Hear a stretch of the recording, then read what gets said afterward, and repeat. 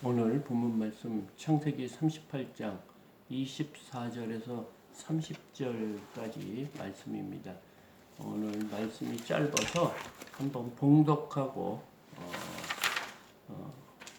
본문을 보겠습니다. 24절 석 달쯤 후에 어떤 사람이 유다에게 일러 말하되 내 며느리 다말이 행음하였고 그 행음으로 말미암아 임신하였느니라.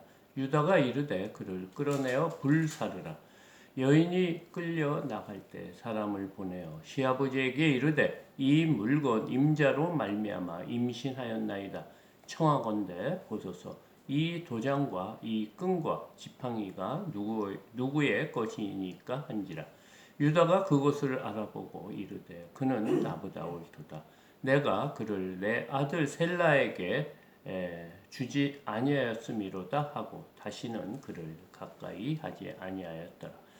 해산할 때 보니 쌍태라. 해산할 때 손이 나온지라. 산파가 이르되 이는 먼저 나온 자라 하고 홍색 실을 가져다가 그 손에 메었더니 그 손을 도로 들이며 그 아우가 나오는지라. 산파가 이르되 내가 어찌하여 터뜨리고 나오느냐 하였으므로 그 이름을 베레스라 불렀고 그 형 곧 손에 홍색실 있는 자는 있는 자는 홍색실 있는 자가 뒤에 나오니 그의 이름을 세라라 불렀더라. 아멘. 이제 유다의 그 가족에 대해서 지금 얘기가 진행되고 있습니다. 그러니까 유다가 그 집안에 이제 여러 가지 어려움이 있었죠. 그 유다는 가나안 여인과 결혼을 했습니다. 그래서 세 아들을 낳습니다. 그 세 아들의 엘이고 또 두 번째 아들이 오난이고 세 번째 아들이 셀라입니다. 그래서 또 유다는 그 장자의 아내를 그러니까 며느리를 가나안 여인 중에 다말이라는 여자와 결혼을 시켰습니다. 그리고 그 엘이라는 아들이 하나님 보시기에 악해서 하나님이 죽였다고 했습니다. 그리고 두 번째 그 오난에게 유다는 그 이스라엘의 전통인 그 수원제, 그러니까 큰 아들이 자식이 없어 죽으면 그 형수에게 둘째 동생이 결혼을 합니다. 그래서 둘째 동생은 그 형을 위해서 첫 아들이 낳으면 형의 아들로 이렇게 쳐주고 그리고 형의 대가 이렇게 이어지게 합니다. 그 다음에 그 다음부터 낳는 아들은 자신의 아들이 되는데 그 법을 따르지 않고 그와 동침을 했지만 그에게 씨를 주지 않아서 하나님이 또 죽였습니다. 그리고 이제 세 번째 셀라라는 그 아들은 아직 어리기 때문에 그 유다가 며느리한테 지금은 좀 기다려야 된다. 그 기다리는 동안 너의 친정집에 아버지 집에 가 있으라. 이런 말을 하고 그 며느리를 보낸 얼마 후에 유다의 아내가 죽습니다. 그러니까 가나안 땅 여인이죠. 수아의 딸이라고 그때 했었는데 그래서 그 아내가 죽은 후 이제 사람들의 위로를 받고 그 누굽니까? 아둘람 사람 히라와 함께 딥나로 올라갔다고 했습니다. 딥나에는 지금 그 유다의 그 양들이 양 털을 깎을 때라고 합니다. 그때는 이제 축제 기간이기 때문에 많은 사람이 음식도 하고 그 양털을 깎으면서 많은 사람들을 초대를 했는데 그러면서 그 이제 그 어떤 사람이 이제 그 며느리한테 이제 오랫동안 이제 세라가 장성했음에도 불구하고 이제 유다가 그 아들을 다말에게 주지 않아서 다말이 어떤 사람이 다말에게 이제 너의 시아버지가 딥나에 올라왔다 이런 소식을 전하니까 그 다말이 이제 자신의 과부 옷을 벗고 너울로 얼굴을 가리고 몸을 또 이렇게 힘싸고 그래서 딥나 곁 에나임 문에 이렇게 앉아 있었다고 합니다. 근데 그 여인을 유다는 청년 줄 알고 그와 간음을 하기 위해서 이제 거래를 합니다. 그러니까 그 다말이 그 시아버지에게 담보물을 잡히라고 합니다. 염소를 주겠다고 했는데 염소 주기 전까지 담보물을 맡기라고 하니까 도장과 끈과 지팡이를 이렇게 맡기고 그 창녀와 간음을 합니다. 그리고 이제 그 일 후에 이제 그 친구한테 염소를 주고 자신의 그 담보물을 찾아오라고 창녀를 만나 그것을 담보물을 찾아오라고 보냈는데 아무리 찾아도 없고 그 주민 사람한테 물어보니까 이곳에는 창녀가 없다는 소리를 합니다. 그리고 그 야곱이 이제 우리는 주려고 했지만 찾지 못했다 이러면서 혹시 이 일로 부끄러움을 당하지 않을까 이런 말을 했는데 오늘 본문 24절 보면 석 달쯤 후에라고 시작하고 있습니다. 이 석 달쯤 후에는 유다와 다말이 그 음행을 하는 그 간음을 한 이후에 그 날짜를 말합니다. 그러면서 어떤 사람이 유다에게 일러 말하되 내 며느리 다말이 행음을 하였고 그 행음으로 말미암아 임신하였느니라. 이런 얘기를 들려주니까 유다가 이르되 그를 끌어내어 불사르라 이렇게 말합니다. 그러니까 이제 유다는 그 며느리가 행음을 해서 아이를 가진 거에 대해서 굉장히 분노를 했죠. 왜냐하면 아직까지 자신의 며느리라고 생각하고 있거든요. 왜냐하면 수혼제의 어떤 전통, 제도에 따르면 지금 사실은 그 셋째 아들을 주지 않았지만 셋째 아들의 아내로 이렇게 인정이 돼 있는 상태니까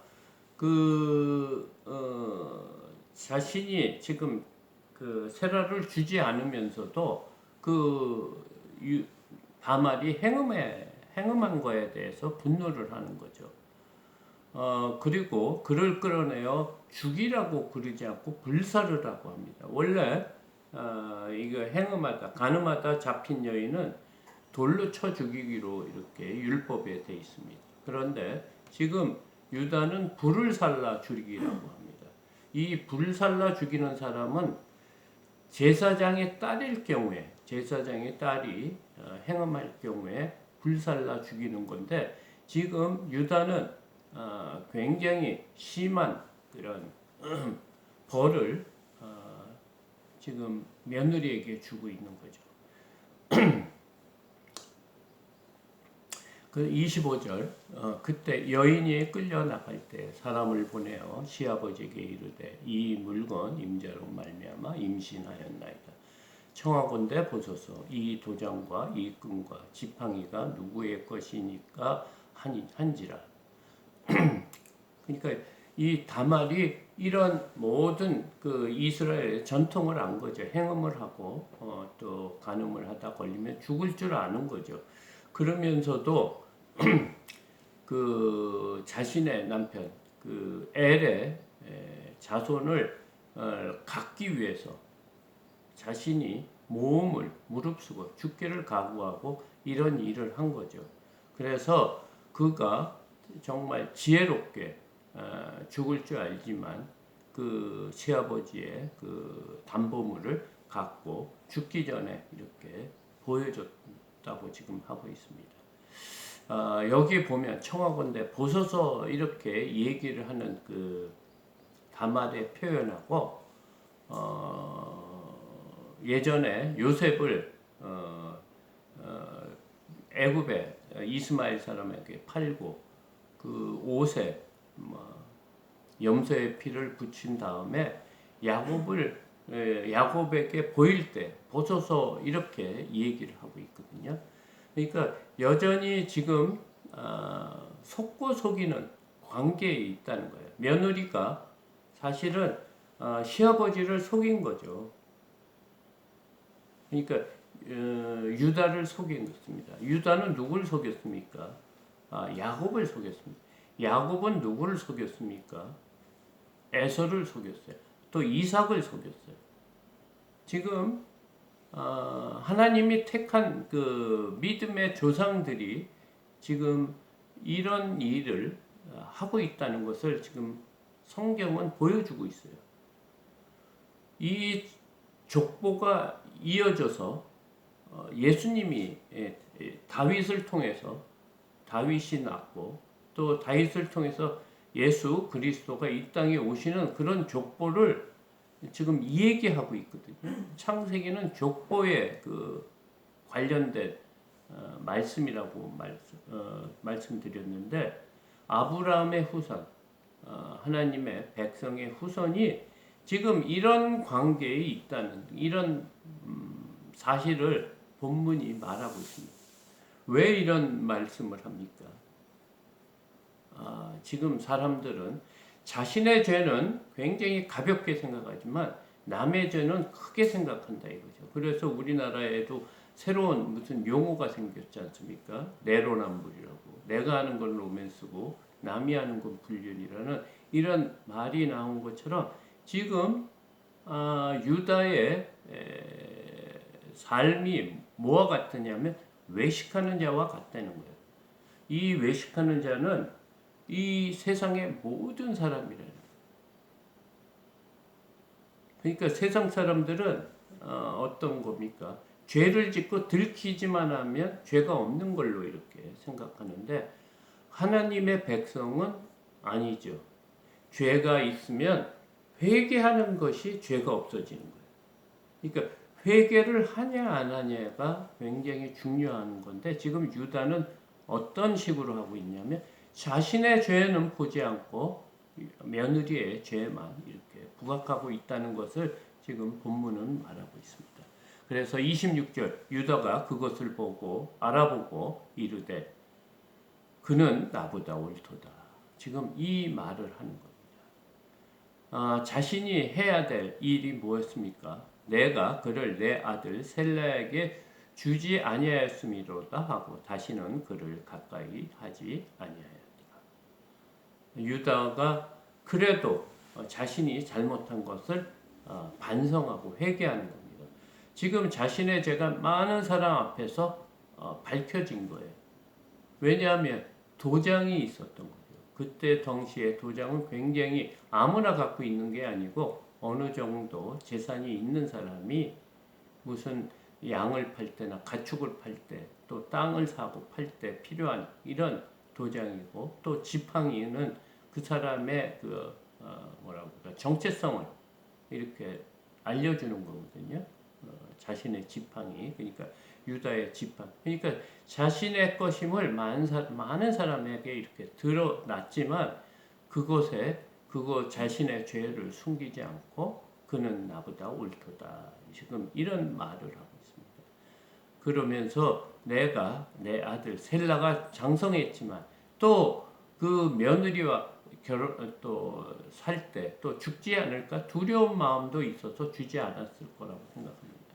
그래서 다시는 그를 가까이 하지 아니하였더라. 이런 말을 하고 있습니다. 27절 해산할 때 보니 쌍테라 해산할 때 손이 나온지라 산파가 이르되 이는 먼저 나온 자라 하고 홍색 실을 가져다가 그 손에 메었더니 그 손을 도로 들이며 그 아우가 나오는지라 산파가 이르되 내가 어찌하여 터뜨리고 나오느냐 하였으므로 그 이름을 베레스라 불렀고 그 형 곧 손에 홍색 실 있는 자가 뒤에 나오니 그의 이름은 세라라 불렀더라. 이 지금 오늘 본문을 보면 또 쌍태라고 합니다. 이 쌍둥이라고 하는데 이 쌍둥이가 야곱과 에서에서도 이렇게 나오거든요. 하나님은 쌍둥이 중에 한 사람을 택합니다. 그래서 동생 야곱을 택했거든요. 29절 이렇게 보면 아우의 이름이 베레스라고 합니다. 근데 그 아우가 먼저 나왔죠. 그 다음에 형이 나중에 나왔고 그 표시로 홍색실을 팔목에 이렇게 했는데 그 아들의 이름은 세라라고 불렀습니다. 오늘 지금 유다의 그 자신이 하나님 말씀을 어기고 가나안 여인과 결혼한 후에 오는 죄의 결과입니다. 근데 오늘 말씀을 통해서 우리가 알아야 될 것은 정말 우리는 자신의 죄를 숨기려고 하고 남의 죄는 이렇게 드러내고 또 굉장히 남의 죄에 비판을 하고 그럽니다. 그래서 예수님께서 간음한 여인을 잡혀오는 것을 보고 누구든지 죄가 없는 자가 먼저 들어 돌로 치라고 했습니다. 그때 사람들이 한 사람씩 없어져서 그 여인에게 주위에 있는 사람이 없다고 말합니다. 우리에게는 모든 악한 죄가 있습니다. 그럼에도 불구하고 우리가 해야 될 것은 회개라고 생각합니다. 하나님께서는 이 예수님이 탄생하는 이 족보 안에 이렇게 부정한 여인도 있고 또 부적절한 관계를 통해서 자손이 낳는 것까지 모두 이렇게 기록했습니다.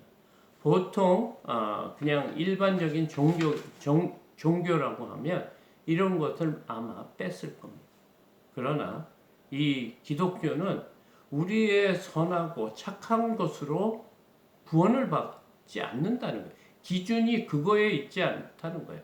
사실 그래서 뭐 악하게 살고 죄를 짓고 살라는 말이 아니라 제일 중요한 거는 우리가 우리의 자신을 알아야 된다는 거예요. 우리의 정체성. 우리가 아무리 하나님의 일을 하고 자신의 몸을 불살르고 어떤 헌신을 해서도 우리의 본성은 죄인이라는 거예요. 누구나 이런 악한 생각과 이런 마음을 가질 수가 있다는 거예요. 그때 우리가 해야 될 일은 회개라고 말하고 있습니다. 오늘도 우리가 우리의 자신을 잘 살피고 죄에 잊지 않도록 노력하는 저와 여러분 되기를 소망합니다.